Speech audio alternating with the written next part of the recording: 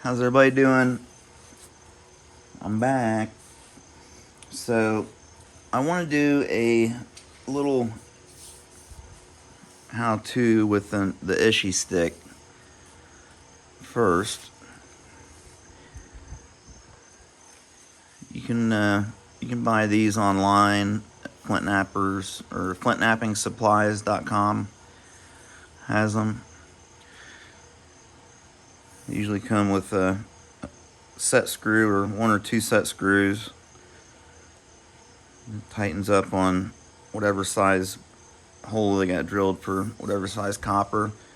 I actually opened this one up a little bit and put a little bit larger copper in it.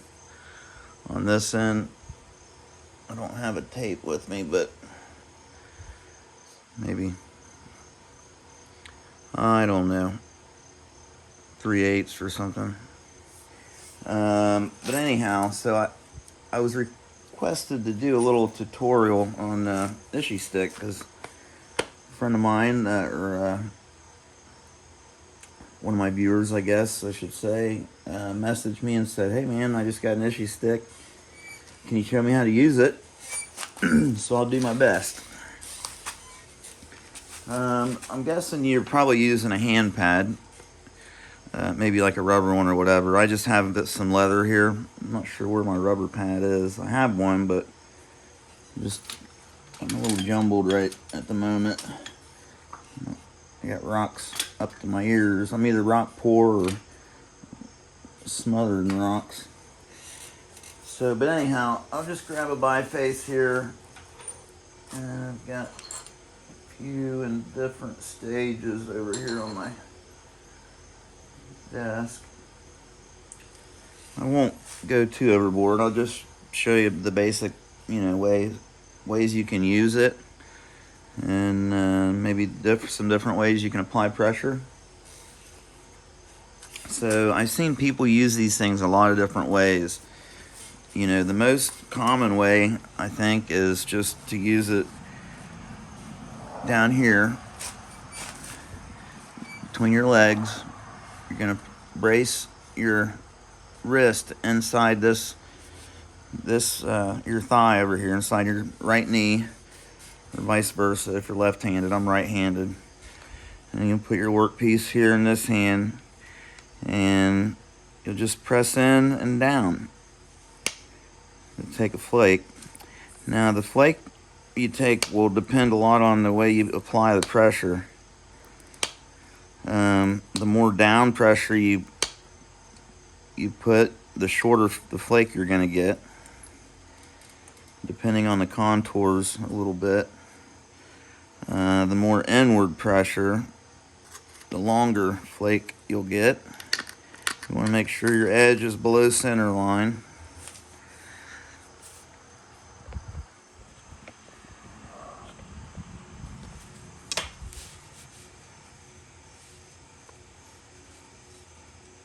So if you really want to get a lot of inward, it usually pays to do a little grindy,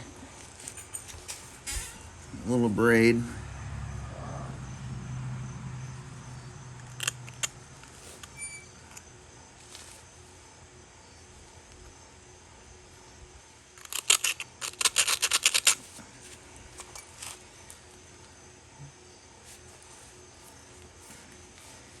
Okay, now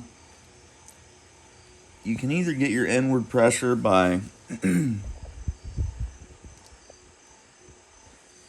applying directly straight in, bracing your wrist against your leg and just pinching up between your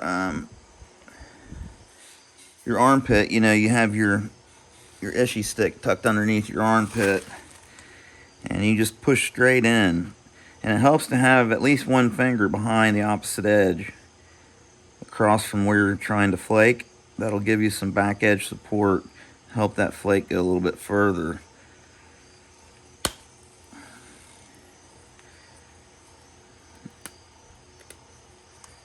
You can get the inward like that, or you can get it simply by turning the work piece sideways bending your wrist and then raking the bit across the face this way. Like that. In my opinion, that technique doesn't work quite as well as just pushing straight in. But you can use a variation of either way. You can really apply pressure in any direction you want. You can really direct your flakes by pushing up or, down and back. You can really get them to go different directions and apply the forces in different ways.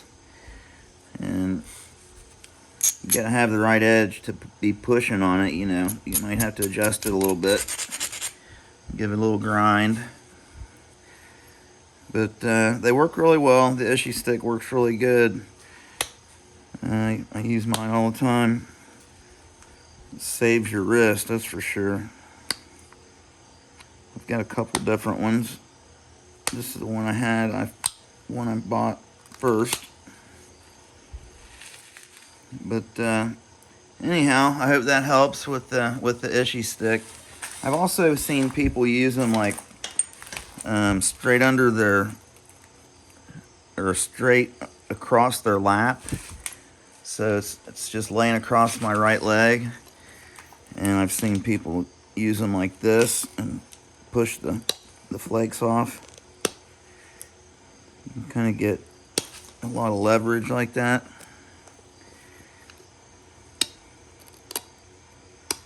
It's a little bit more difficult to get that inward. You got to kind of rely on the angle of your workpiece, how you're holding it. But you can get good back edge support this way. So that's another way you can use it, just to trim your edges and take short flakes, and run ridges and stuff. You can get longer flakes like that too. Just laying it, it's a lot easier than you have even less working your wrist, even less down here, because you can keep your wrist straight and just use your body weight and push straight down. You can get it on the back of your leg or up on, even on a piece of leather, same thing. It'll expose the edge, raise it up a little bit for you. It works pretty good. I don't use it this way very often, but I know a lot of people that do. Okay, so there's that. I hope that helps you. I've just got a little welding rod in this end for notching. It needs to be dressed. And like I said, this is like 3/8 copper or something. So, where was I? Oh, I was going to biface this. Kind of want to finish working on that one I got in my hand. That thing's primed and ready to rock and roll, ready for notches. So let's see what this is. Looks like zebra striped hornstone to me. It's the rare zebra striped hornstone. Ever elusive. I bet it doesn't show up when I take a flake off of it.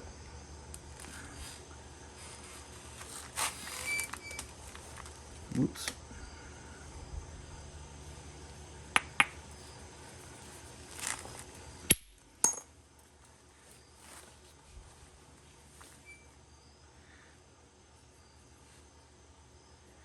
There must be a seam in it right here, and maybe right here, because unless that's just the way that flake tore out of there.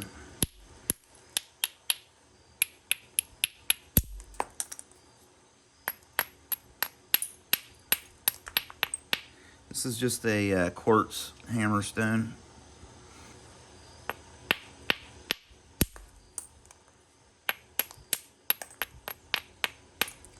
You guys don't laugh. I haven't done any, hardly any work with natural tools in quite a while.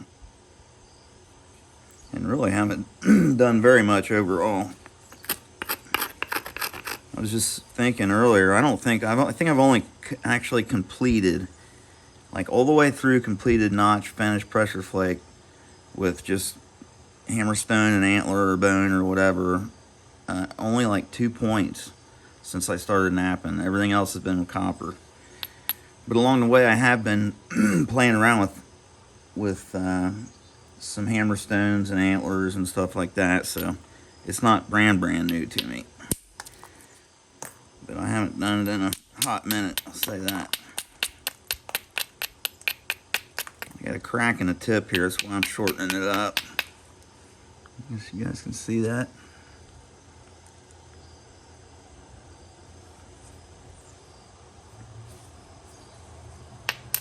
I get this little angle hanging out here. I think I can use that and get a flake to come off here, and then I might be able to come back.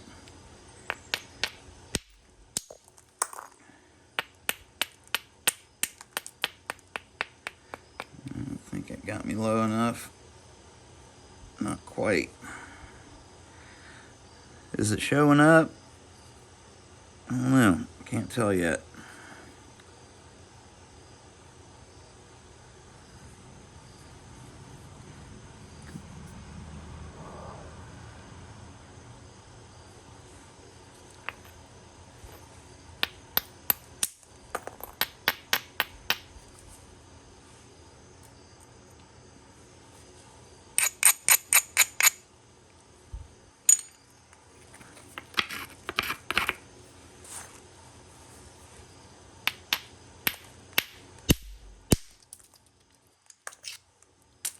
Might need to get me a little softer hammerstone.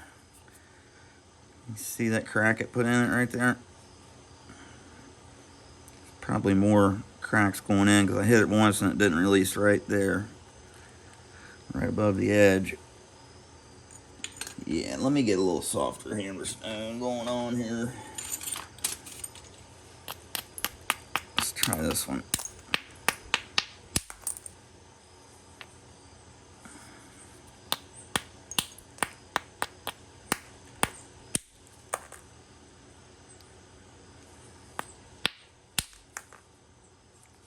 Yeah, I think that's just gonna be on the patina.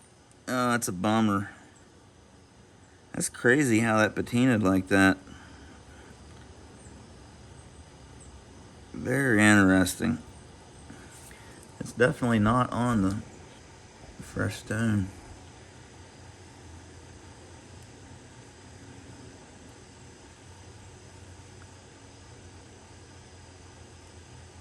I don't see it at all. Do you guys? Must be different the way the whatever environment this is, the outside environment, the dirt or whatever is acting with certain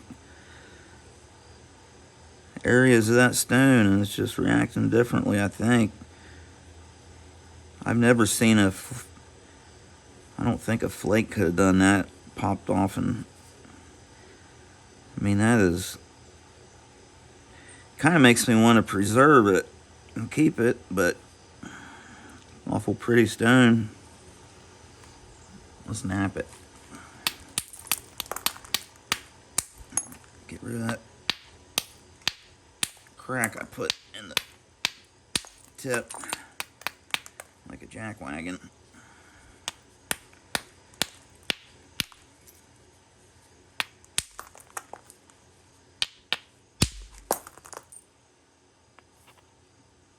Man, that's pretty rock.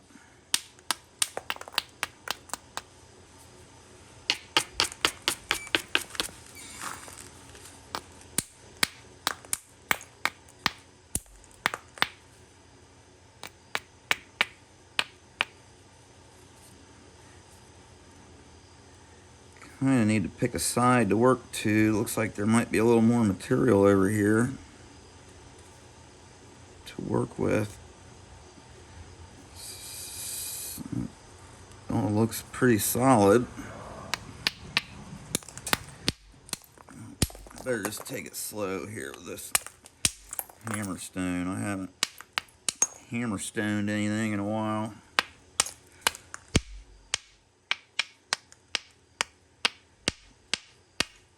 Trying to get in a little closer to that shirt. Right about in there, it'll usually let go.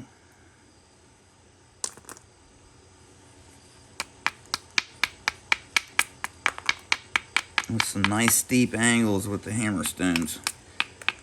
You strike going down, not so much in.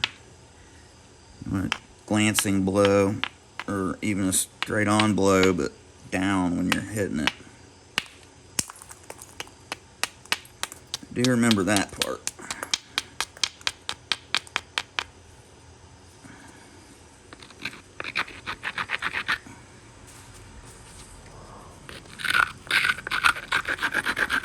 Man, that's gonna make a good grinder there. Not sure where I got that at. I'm glad I picked it up.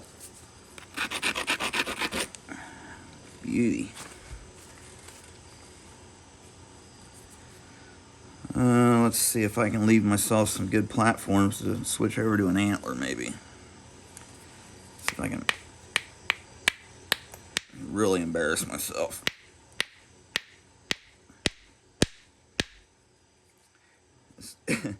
This thing's got a bump on it right there. That's why it's not releasing. And I know better, but I keep hitting it thinking it'll go, but it's not.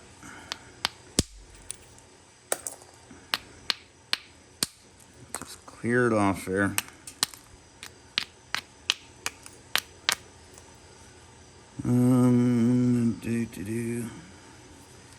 Which side did I say I was working to? This side, right? Yeah.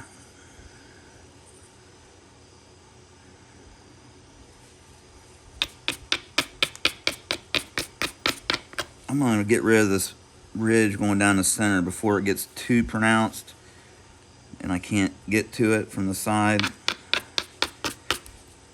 If it gets too pronounced up like this, it'll be hard to reach it from the sides. So I'll just take a couple short ones from the tip.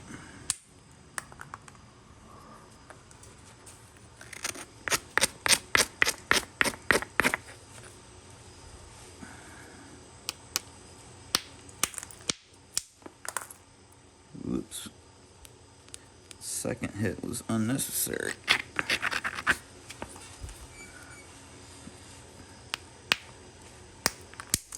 One more.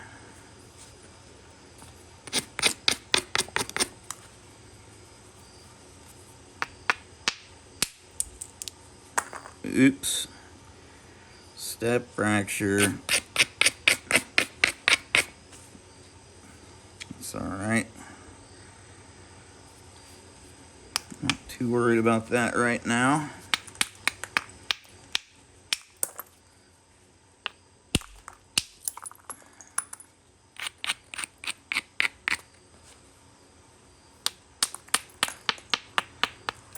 Just some short ones there.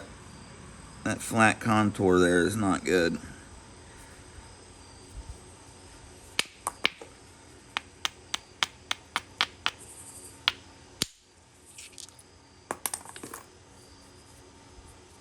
Pretty.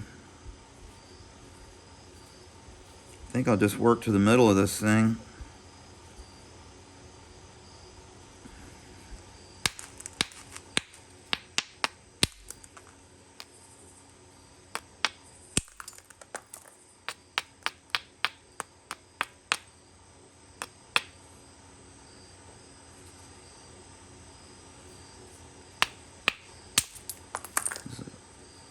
Unreleased flake or seam or something right there.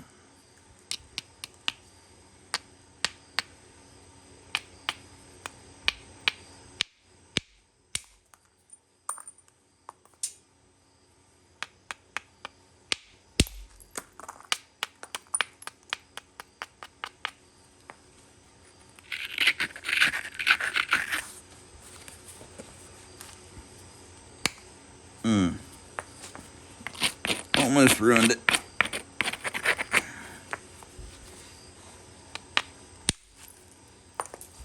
Yeah, I did ruin it.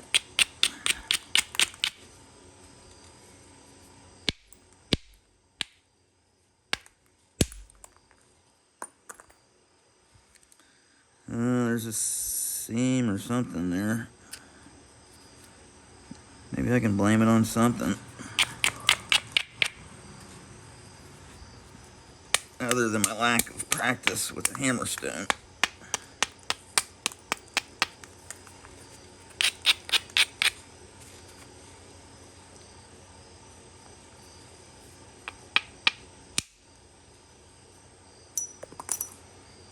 You gotta be careful with your contours, because when you're hitting a steep edge like that, it's real easy to get a scoopy flake and get a hinge.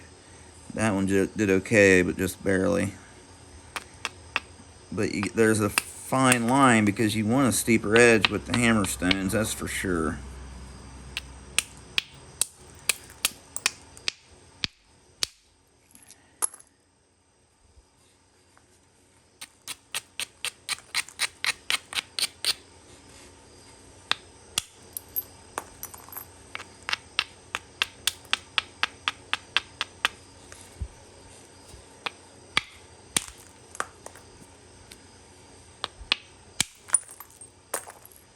I was able to support that one and get it to blast on across there.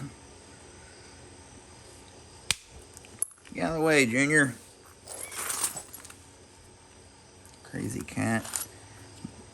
Brought a flying squirrel in to me. Was that last night or the night before? 4 o'clock in the morning. Must have just killed it, and she brought it up, and I could tell she had something. She was up in the bed or on the couch. I was sleeping on the couch with me, and I could tell she had something rooting around in the blanket. I was like, "What do you got?" Turn my light on. There's this little thing poking its head out of there. I ain't never seen nothing look like the face that thing had in all my life. Crazy looking looked like a cross between a bat and a squirrel, or looked like a gargoyle or something. I was like, what in the God's green earth? Pulled it up out of there. That thing was cuter than a speckled pup. Little flappy skin on its sides between its front and back legs. But its face, man, it's got whew, crazy looking little face on it.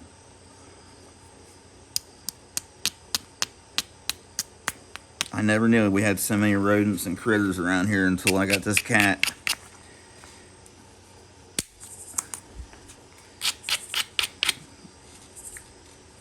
Luckily, she hasn't killed too many rabbits. Most of everything's been rodents, mice, and stuff. But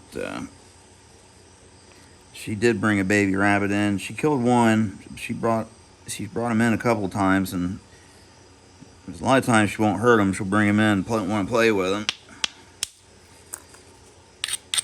All right, enough talk about the cat. But yeah, that flying squirrel was something else. If you guys are friends with me on Facebook, I posted a picture of it. What are you doing? Would you move? You're gonna get me in trouble again.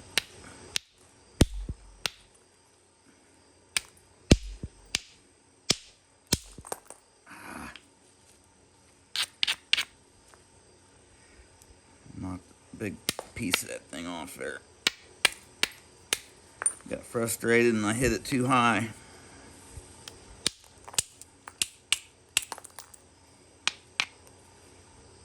It's okay, it's not the end of the world.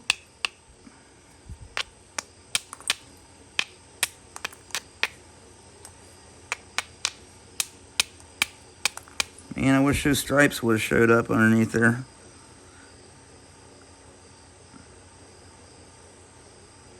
Just on the patina.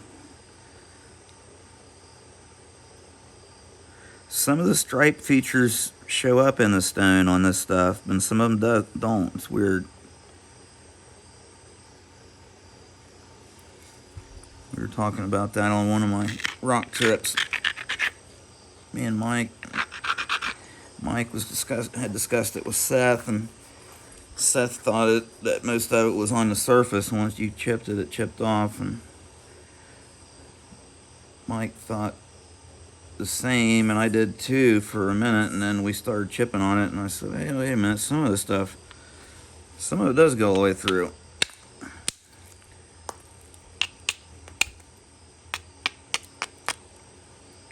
Alright, I'm about to abandon this big hammer stone here. I either need to go to a smaller hammer stone, or I don't know if these edges will work for this elk or not.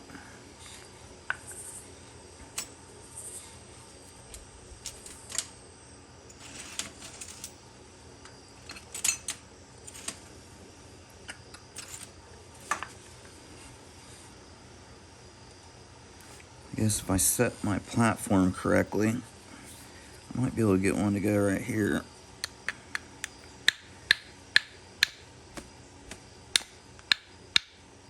I like this thing because I can get a lot of speed with it. Some good velocity.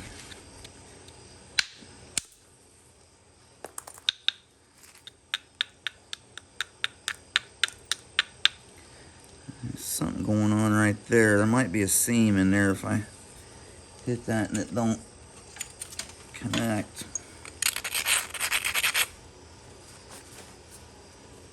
So this is a really low platform and a really pronounced ridge, so I'm just going to hit it kind of straight in.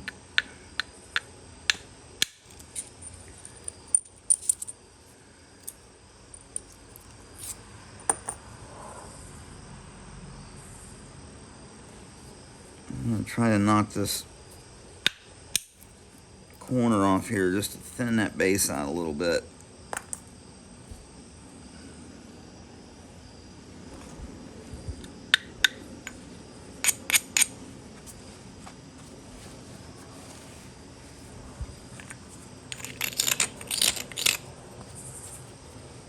I just sheared that to lower it a little bit. I think I can catch it right in there.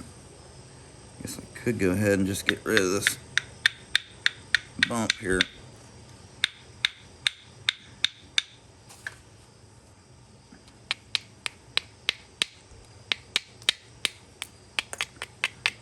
There it went.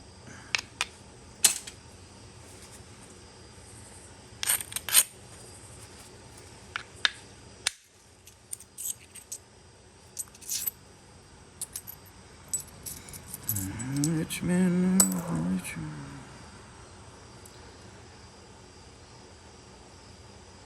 So far, so good. I got it kind of beat up over here, but I can probably trim that up.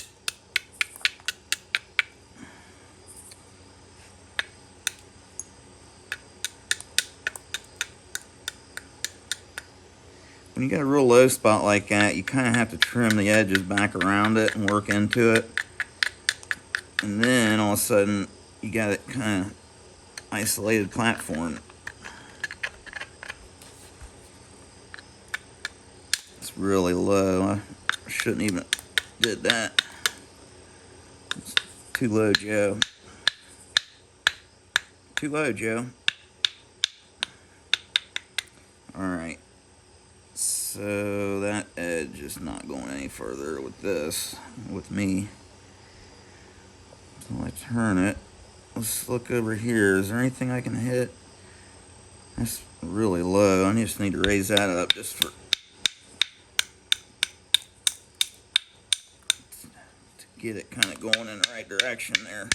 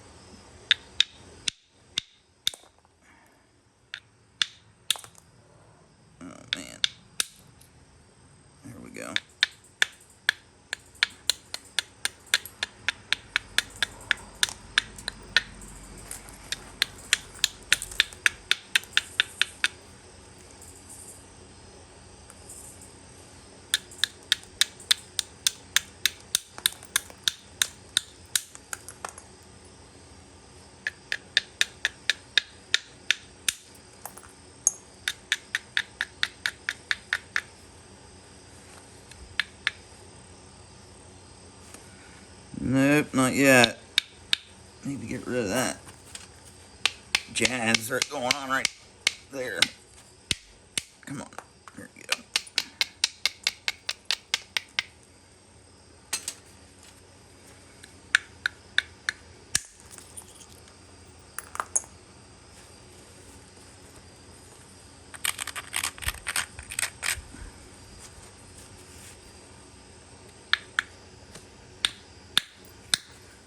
I really like this elk antler.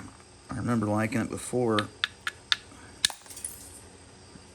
It's supposedly really soft, but that's what I probably like about it, I assume.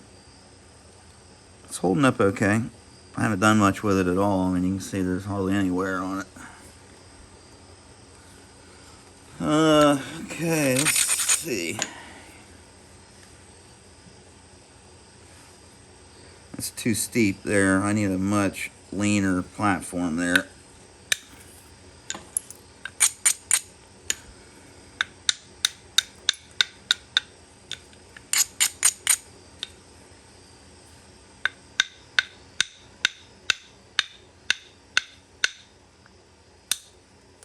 Let's line it up first, Brad.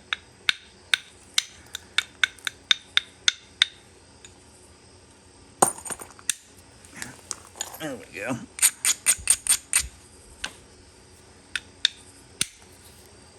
It's too low. I should have raised it up a little bit before I hit it.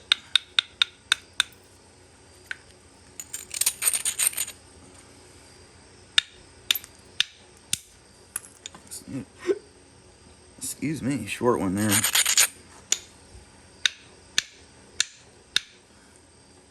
It's too steep. It's got a ridge on it. This antler's glancing off. That one went.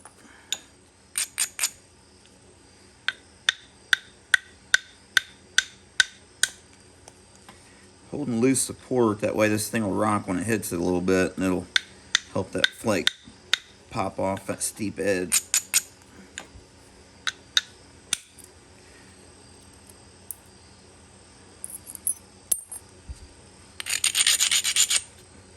Actually meant to hit that just a millimeter or two forward, but that'll work.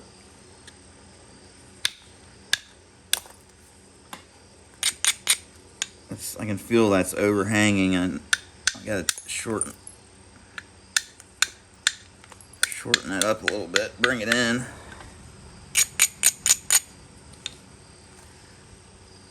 Okay. We want convexity, but we don't want a turtle back. So right now we're really flat on this side and pretty convex on this side. So I'm going to start trying to work back from right here. I think I got access to it.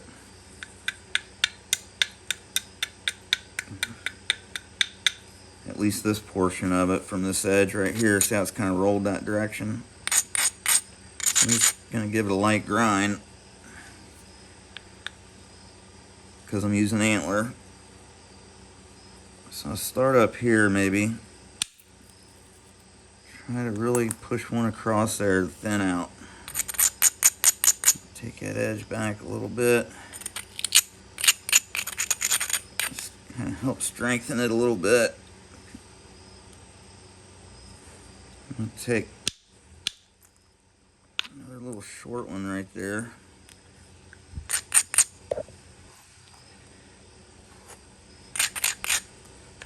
Now, hopefully this is isolated enough I can get a nice flake to flatten that out.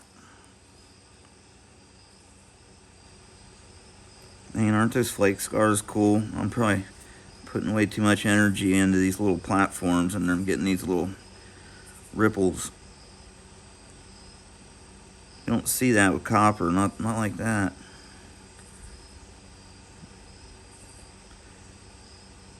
I guess you do on some flake scars, but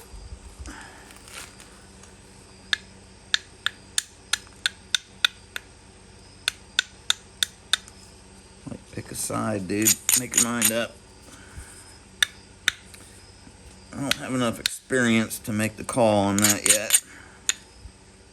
Let's start comparing techniques, and I can't wait to get into this abo thing a little more, get a little better at it.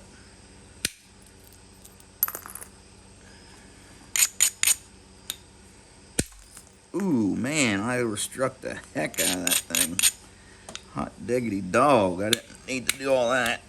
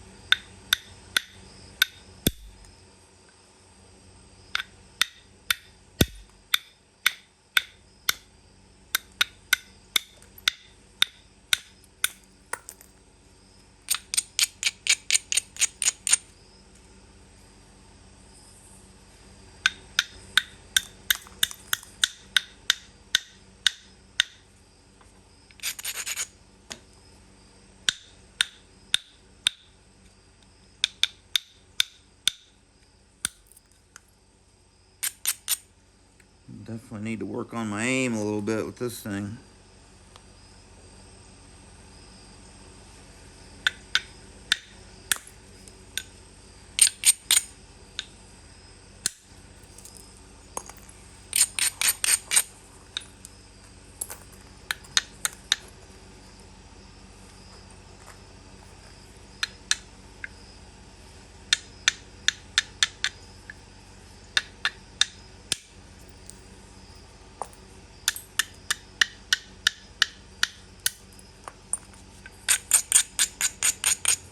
Yeah, in comparison, I think I like this elk antler the most out of the antler, the whitetail and the moose I've tried so far.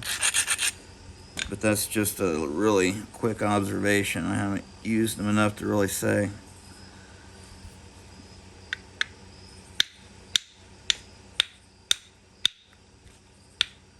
Oh, yeah. Something was not letting that thing release.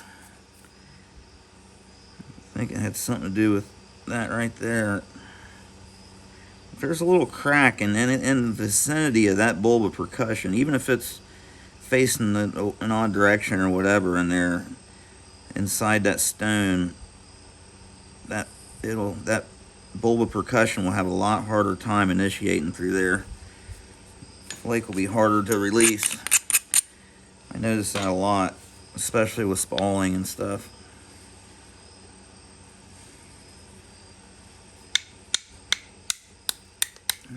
Sacrifice a little edge here and get straightened out with this step fracture. Maybe.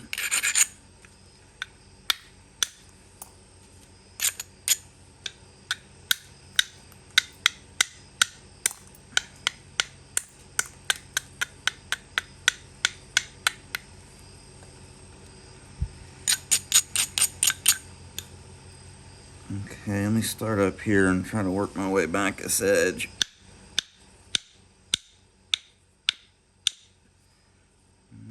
Maybe not.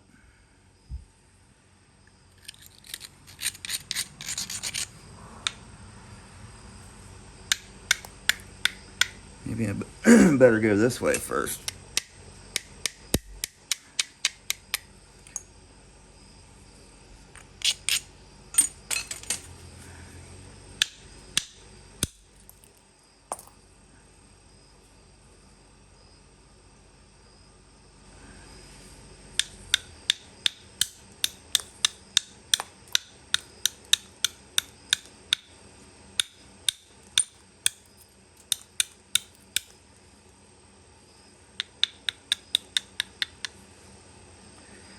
Alright, I don't want to go too much longer than that. We're at 40 minutes already, so if you watched that all the way through, I appreciate it, and hopefully some of that was helpful. I just wanted to play around a little bit with the elk antler and check out this piece of rock. So I like it. I hope you guys like it too. And hopefully that helped with the Ishi Stick. So, all right, guys, I'll catch you on the next one. Y'all have a good night.